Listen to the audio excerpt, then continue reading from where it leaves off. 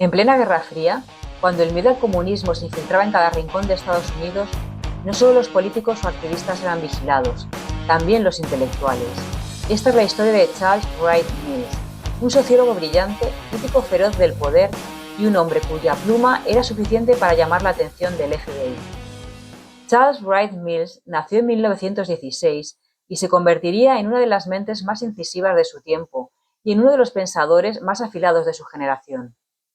Estudió en la Universidad de Texas en Austin y la Universidad de Wisconsin-Madison, donde obtuvo su doctorado en 1941.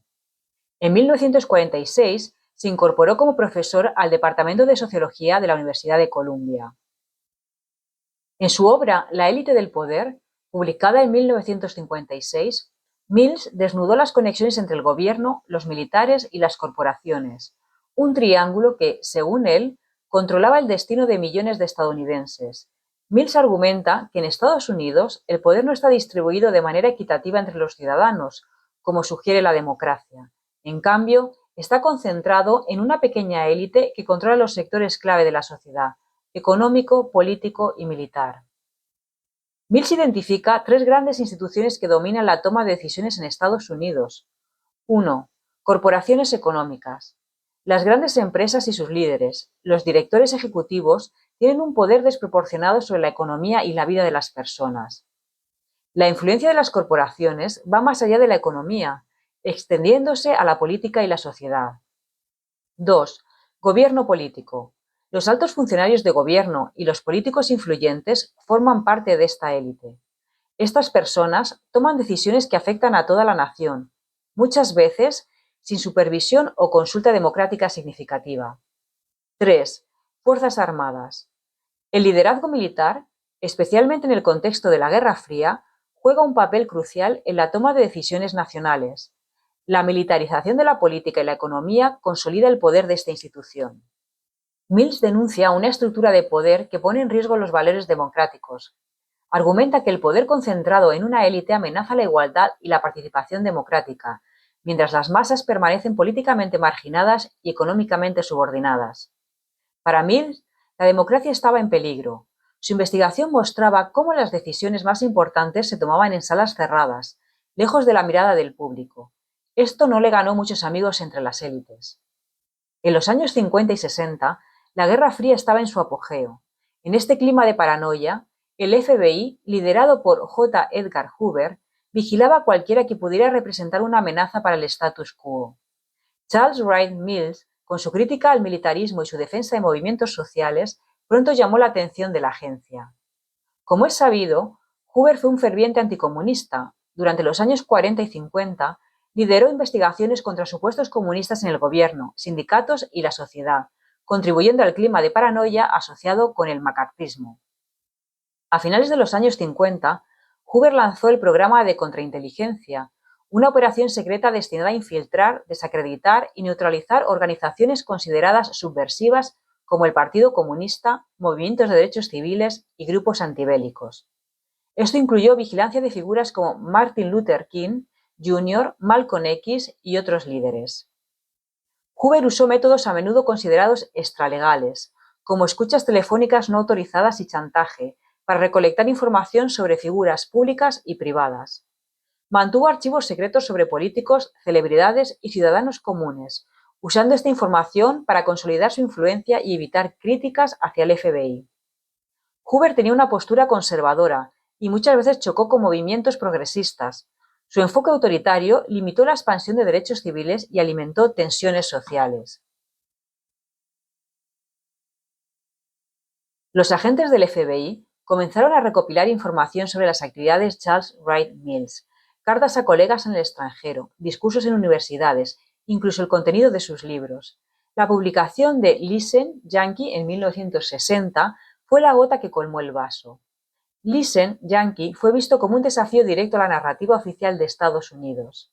Aunque nunca fue arrestado ni acusado, el FBI no perdió de vista a Mills. Informantes asistían a sus conferencias y reportaban sus declaraciones. Los archivos muestran que la agencia seguía de cerca su correspondencia internacional, especialmente con intelectuales de izquierda. De hecho, seguían de cerca todas sus intervenciones públicas y también los acontecimientos habituales de su vida cotidiana eran examinados por agentes del FBI. Leyendo los archivos se puede observar lo exagerada que era la investigación, pues Mills era simplemente un intelectual que llevaba una vida bastante convencional. Sin lugar a dudas, los agentes encargados de su vigilancia debieron aburrirse muchísimo. Lo más extravagante que hacía Mills era conducir su BMW R50 por las carreteras de Estados Unidos. Su relación con las motocicletas era una relación tanto personal como ideológica, pues las motocicletas encarnaban a su juicio un aspecto de rebeldía y libertad personal. Otra de las cosas que recogen los archivos son sus esfuerzos por publicar el que sería el libro de su vida, La imaginación sociológica, publicado finalmente en 1959. Mills había cifrado grandes expectativas en esta obra que venía a recoger su visión sobre la sociología y su crítica a la sociología funcional y estructuralista que encarnaban, de un lado, Parsons y su gran teoría, y de otro lado, los análisis empíricos sin teoría realizados por enormes equipos de investigación que podían estudiar cualquier problema desde una misma lógica o mediante recetas estereotipadas.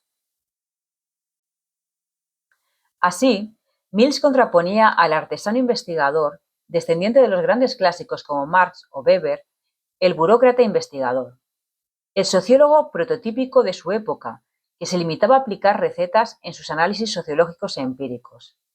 El artesano investigador era un intelectual que buscaba su propio tema de investigación y elaboraba la metodología adecuada para estudiarlo. Ese espíritu independiente y académico debía regresar a la sociología, según Mills. Por otra parte, Mills, en la imaginación sociológica, proponía que la sociedad entera fuera conocedora de los propios entresijos y la estructura de la sociedad, mediante la lectura de los textos básicos de las ciencias sociales. Adquirir un conocimiento básico sobre cómo funciona la sociedad se convertía en una vacuna contra la alienación. El desconocimiento de los individuos sobre las estructuras invisibles que guiaban sus vidas y el individualismo, ya muy perceptible en la sociedad norteamericana de la época.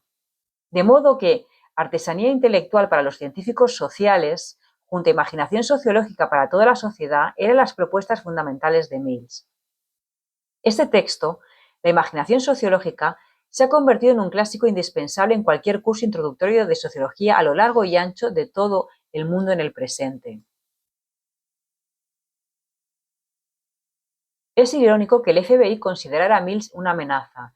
Lo que Mills realmente quería era un debate más amplio sobre el poder y la democracia y el papel de las ciencias sociales en la sociedad, pero en ese clima paranoico y loco, cualquier disidencia era vista como subversión. Charles Wright Mills murió en 1962 a los 45 años, pero sus ideas siguen vivas. Sus advertencias sobre las élites y la concentración del poder parecen más relevantes que nunca en un mundo globalizado. Su visión crítica de la sociología sigue siendo clave hoy en día.